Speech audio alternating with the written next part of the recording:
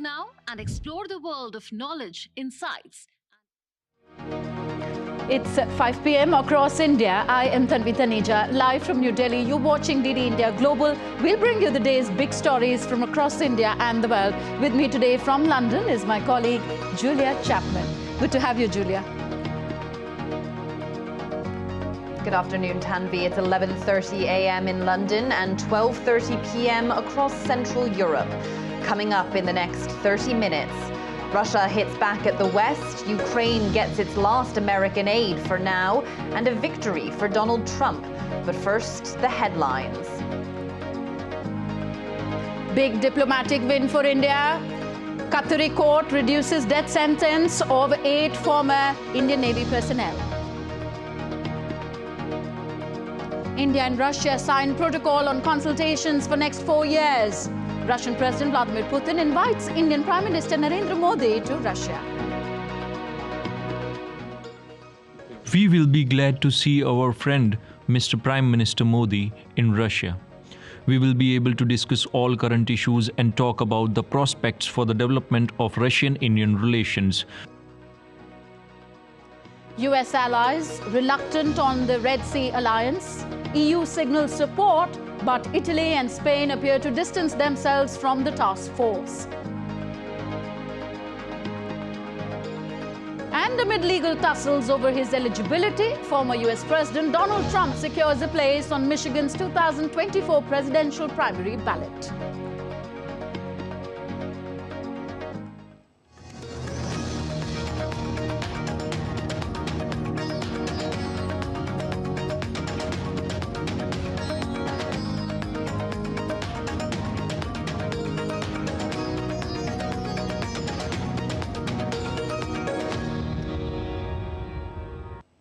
In a big diplomatic win for India, the Court of Appeal of Qatar has commuted the death sentence of 8 Indians in the Dahar Global case. While the detailed judgment is awaited, the Indian Ministry of External Affairs is in touch with the family and the legal team on the matter.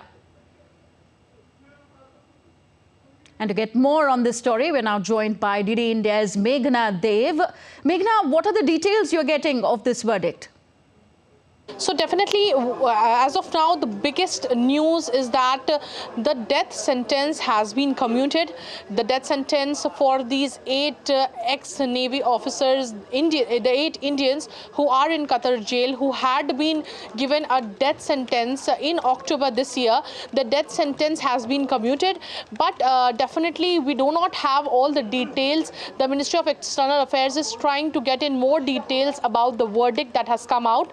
Besides that, importantly, we can definitely say that the legal team, the authorities in the embassy, the families, all were there in the Court of Appeal. So we know that when we're talking about in October, when this verdict of the death sentence came out, it was given by the Court of First Instance, after which India did file an appeal in the Court of Appeal, which was accepted. And after that, what we see is this verdict has come out. So definitely a huge sigh of relief in terms of the death sentence which was earlier given to these 8 Indians. It was also being speculated and expected that in case on 18th of December, the Emir of Qatar, he actually gives pardon to a number of prisoners who are in jail or death sentences. He pardons the death sentences.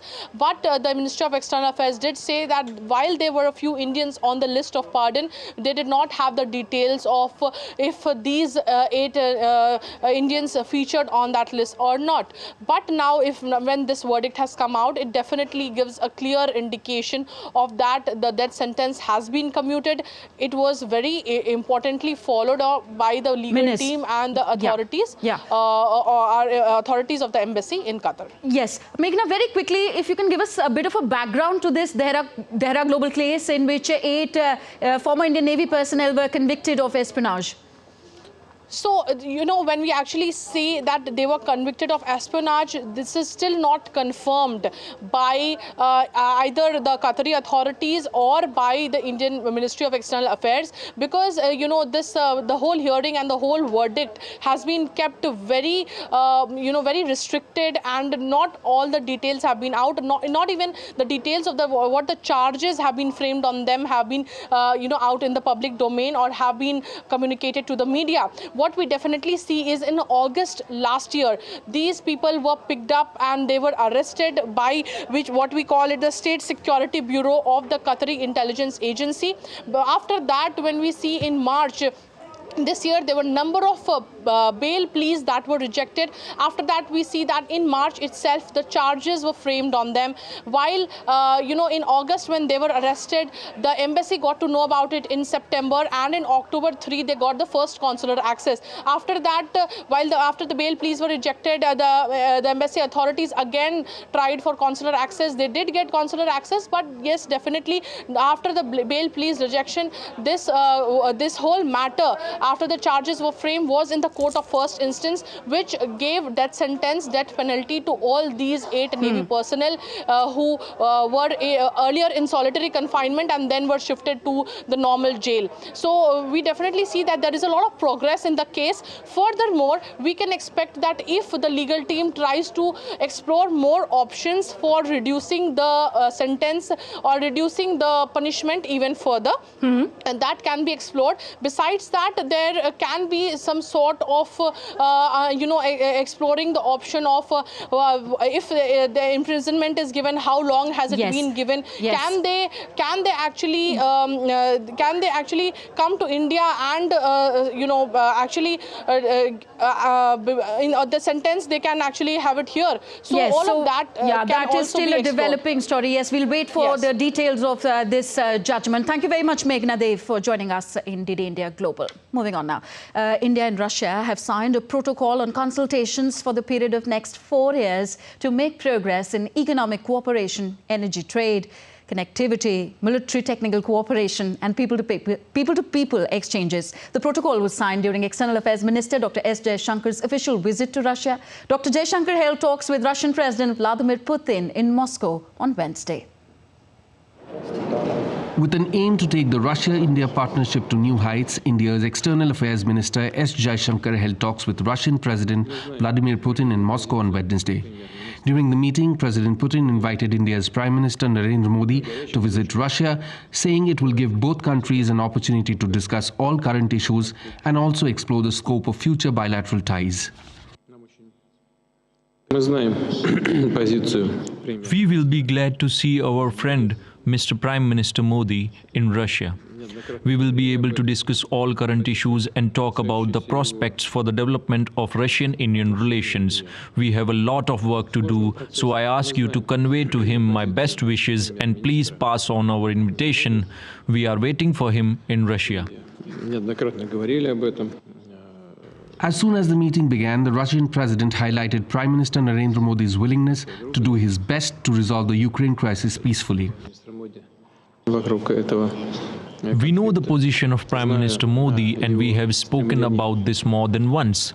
His position regarding his attitude towards complex processes, including flashpoint areas and the situation in Ukraine.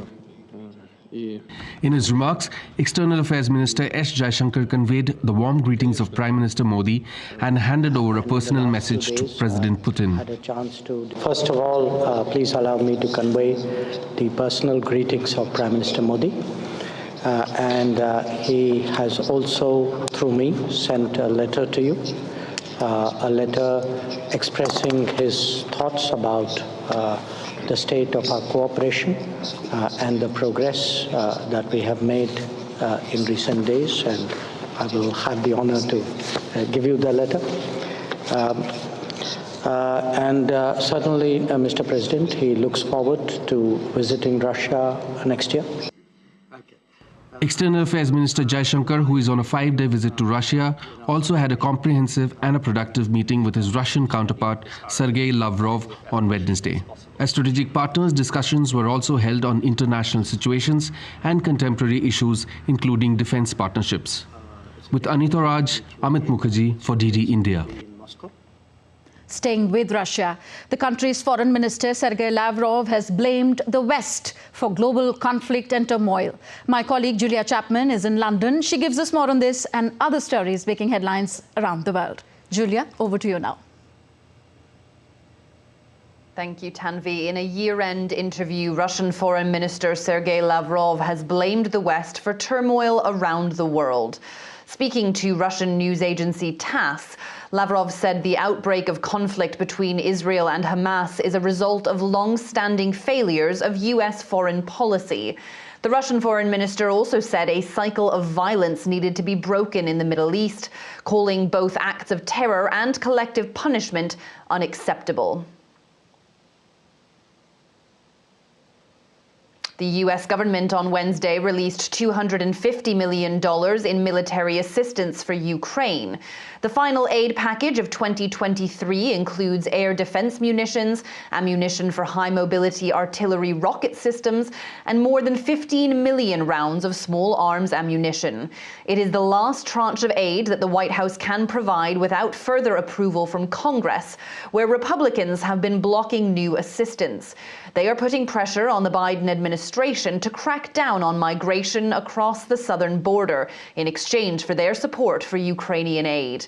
Congress has approved more than $110 billion for Ukraine since the beginning of the war with Russia, but none has passed since the Republicans took control of the House of Representatives.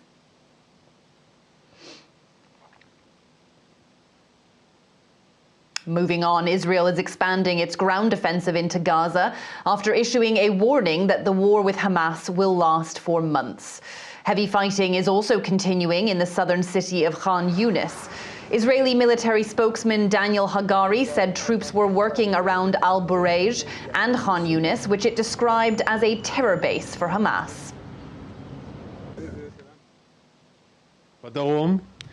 In the south, we are working in several areas of Gaza. One is called Al-Bureij. It is an area in the central refugee camps. We are on the third day of attack there, and we are killing many terrorists and destroying terror infrastructure. The second is Khan Yunis in the southern strip, a central terror base of Hamas. There we have expanded our activity, and today we have added another brigade, and we are continuing to act there with the use of new military tactics above the ground and underneath. Amidst the ongoing conflict in Gaza, fighting between the Israeli army and Hezbollah is also intensifying. The IDF released videos of top military commanders conducting assessments and approving plans for its northern command. The videos also show airstrikes on Hezbollah targets along the Israel-Lebanon border. Israel has blamed Hamas and the United Nations Relief and Works Agency for preventing humanitarian aid from reaching people in Gaza. Unfortunately, to date, the UN aid mechanism in Gaza has been woefully unsuccessful because it goes through UNRWA. Aid simply isn't reaching the people who need it because Hamas hijacks it and UNRWA covers up for it. A week after the US launched a maritime force to respond to Houthi attacks in the Red Sea, some partners are distancing themselves from the effort. President Joe Biden intended to establish a firm international response to attacks on ships that have affected global shipping. Italy's Navy said it would send a ship to the region, but not as part of the US operation. France says its ships will also remain under its command. The Pentagon calls the force a defensive coalition of more than 20 nations. Since the attacks began, several shipping companies have rerouted cargo to the longer journey around Africa. Former U.S. President Donald Trump has secured his place on the Michigan state ballot for the 2024 presidential primary. On Wednesday, the Michigan Supreme Court blocked an appeal over a lower court's ruling that Donald Trump should be permitted to run for president in the state. This ruling is in contrast with that of the Colorado Supreme Court, which earlier this month decided to remove Trump from its state primary ballot for what it said was engaging in insurrection. Republicans in Colorado have appealed to the U.S. Supreme Court over the ruling. Secretary of State Antony Blinken says the U.S. is committed to working with Mexico on migration and drug challenges. On Wednesday, America's top diplomat met President Andrés Manuel López Obrador in the Mexican capital at a time when border crossings into the U.S. are hitting record numbers, with as many as 10,000 migrants reaching the southern border every day, and as thousands more trek through Mexico towards the U.S. DD India's Benji Hire reports. Caravan of migrants and asylum seekers, the latest of an increasingly common phenomenon, is still hundreds of kilometres from the US-Mexico border, but it's already causing a major political headache for the Biden administration. Antony Blinken and his delegation of Homeland Security officials have this week been asking their Mexican counterparts to help stem the flow of people from Central and South American nations travelling to the United States by, for example, controlling transport routes or providing incentives for them not to journey further north. We don't need to go back to our country if we had nothing there. If we had, we wouldn't be migrating and we wouldn't be invading a place that doesn't belong to us. But we want help. We want an education for our children. That's all we ask for as human beings. The White House is also requesting lawmakers here approve a financial package that includes extra funding for border security. Yet that remains stalled in Congress. No negotiations are scheduled until the new year. Mexico's president says the US government should offer more support to Latin America instead of, in his words, putting up barriers and building walls. The importance of reopening borders crossing is a priority for us. We are talking about the economy part as well as the structural causes by migration. We are very interested in addressing the causes because people come because of poverty, inequality, violence, family reunification, and we want to address their problem in the countries of origin. The migration issue, he added, is only going to intensify and could well be top of the agenda during the election campaign stateside in 2024. Now, illegal immigration has been a consistent vulnerability for President Joe Biden, who promised on his first day in office to, quote, restore humanity and American values to the immigration system, following his predecessor Donald Trump's policies designed to restrict arrivals. Trump, running for the Oval Office again, won the presidency in 2016 with a pledge to build a wall on the Mexican border, claiming rapists were being sent across it. He's recently faced criticism for saying that immigrants are poisoning the blood of the country and are coming from mental institutions, but he denies claims that his rhetoric mimics that used by the Nazis. Benji Hire in Washington, reporting for DD India. New York City's Mayor Eric Adams ordered bus companies to give 32 hours of notice when carrying migrants to the city. The announcement came at a press conference alongside the mayors of Chicago and Denver, who are asking for more support as migrant arrivals rise. If any bus companies violate the rules, they could be charged with misdemeanor and vehicles could be impounded. I'm announcing an executive order requiring charter buses transporting migrants, those often contracted by the state of Texas, to provide 32-hour notice in advance of their arrival into New York City. To make sure we have sufficient staffing, we are also requiring that these charter buses arrive only between 8:30 a.m. and 12 p.m. Monday through Friday, and to only drop off passengers at one spot unless directed otherwise by New York City Emergency Management. That's it from me here in London. Back to you in the studio. Thank you so much, Julia. Julia Chapman joining us from London. You're watching DD India Global. Still to come on the show. China says it won't turn a blind eye to Philippines' repeated provocations as the US-Philippines top diplomats discuss South China Sea tensions. And Indian Met Department's early weather warning system is helping countries in South Asia. Stay with us to know how.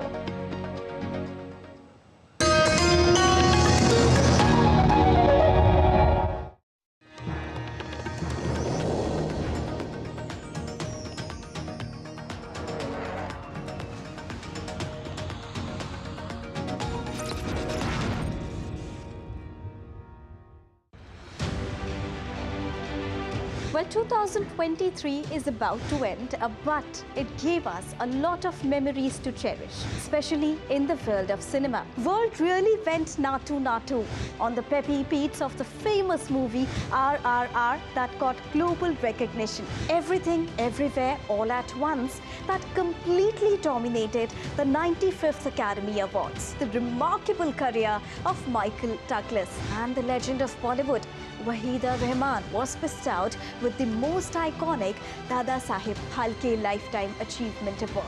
Watch Ecos 2023 World Goes Natu Natu at these times on 28th of December only on DD India.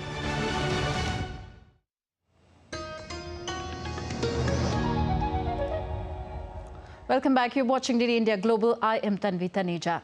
China has said that it will not turn a blind eye to repeated provocations and harassment by the Philippines as tensions rise between the two countries over tensions in the South China Sea. China's Defense Ministry spokesperson Wu Qian said that China's Coast Guard has taken various enforcement measures. He also called the accusations made by the Philippines purely false hype and said that the Philippines insisted on sending vessels to intrude into waters. Earlier this month, the Philippines had accused China of repeatedly firing water cannons at its resupply boats. On Wednesday, U.S. Secretary of State Antony Blinken and Philippines Foreign Affairs Secretary Enrique Manalo discussed the ongoing tensions between China and the Philippines.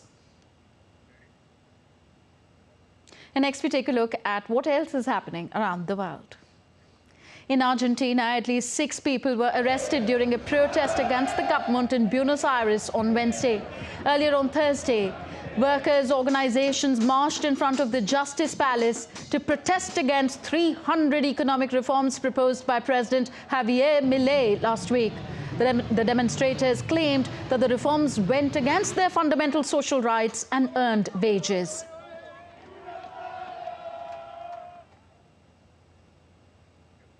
The European Union paid tribute to former European Commission President Jacques Delors on Thursday. The EU flags were flown at half-mast outside the European Commission headquarters in Brussels.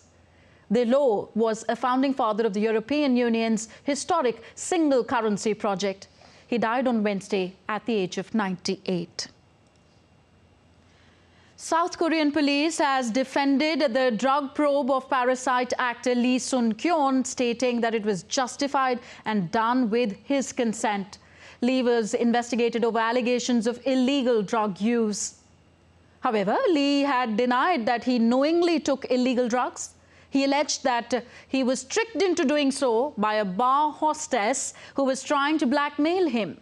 The actor's death brought criticisms over the harsh and public nature of the probe, delving into his private life.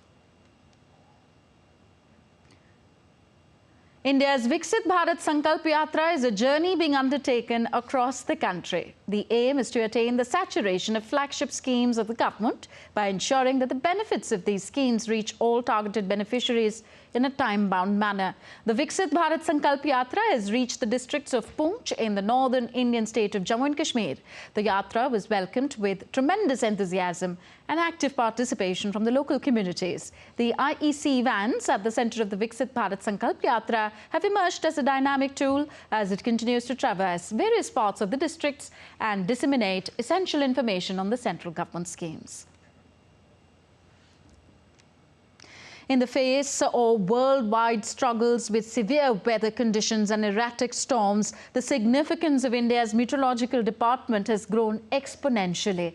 Its pivotal role extends beyond providing timely local updates to actively assisting other nations in dealing with these challenges. DD India's Jessica Taneja has more. Seated at his office desk, Dr. Mrityunjay Mahapatra, the Director General of India's Met Department, diligently oversees weather forecasts, warnings and advisories. With the IMD's pivotal role in predicting natural disasters like cyclones, Dr. Mahapatra plays a crucial part in coordinating with disaster management authorities, not only within India, but also in neighboring countries. In May of this year, the Indian Met Department's Cyclone Mocha forecast played a crucial role in prompting countries such as Bangladesh and Myanmar to heighten their Army, Navy and Coast Guard readiness, anticipating potential impact. The red line is the forecast track of the cyclone Mocha, which crossed Myanmar and adjoining Bangladesh coast in the summer season of 2023. Its forecast was provided 5 days in advance, as you can see from the red line. As we predicted, the black line, which is the actual track of the cyclone, shows that the forecast was highly accurate. So we are expecting fog over Odisha. Not only this, the IMD also collaborates with regional groups of countries like SAARC and BIMSTEC, sharing critical climate hazard information and early warnings. Moreover, through the Global Coalition of Disaster Resilient Infrastructure, in partnership with the IMD, initiatives are underway to develop resilient solutions for housing, communication, power supply and transportation for worldwide application, both within India and beyond. In its 150 years of existence, the Indian Met Department has come a long way since. From mere recording temperatures and air pressure to being a well-equipped meteorological center for entire South Asia. In fact, the national weather forecasting systems here not only help predict erratic weather conditions, but also storms and cyclones that could affect a lot of people. And this helps the authorities plan things a little better in advance. Despite continuous upgrades to ground-based weather stations and radars, Dr. Mrityunjay acknowledges occasional challenges faced by the IMD, particularly due to the absence of long-term climatological data from the Himalayan regions and the oceans. Especially the Himalayan region or data sparse region. We take the observation with the help of the satellites every half an hour. But the hill peaks are so dense that you cannot capture the mesoscale or the microscale extremely weather events like thunderstorms or cloudbursts, etc. with the help of the satellite. You need therefore very dense network of the radar and automated weather stations, etc. Towards this direction, over the western Himalayan region, we have put off 10 radars so far. And in the northeastern Himalayan region, we are going to put off 8 radars. Moving forward, the Met Department aims to strengthen the observational network on land and the seas, improve the data inflow, and also eventually use it to run weather and climate models for deriving climate predictions. And this transformative process is expected to unfold gradually. Jessica Taneja for DD India. So that's all in this edition of DD India Global. Do let us know your thoughts on the news of the day. Connect with us on Facebook, X, formerly Twitter, and Instagram at DD India Live. You can also find us online at ddindia.co.in. We will be back with more news as it breaks air on DD India. I am Tanvi Taneja. From my entire team in New Delhi, thank you for watching. Namaskar.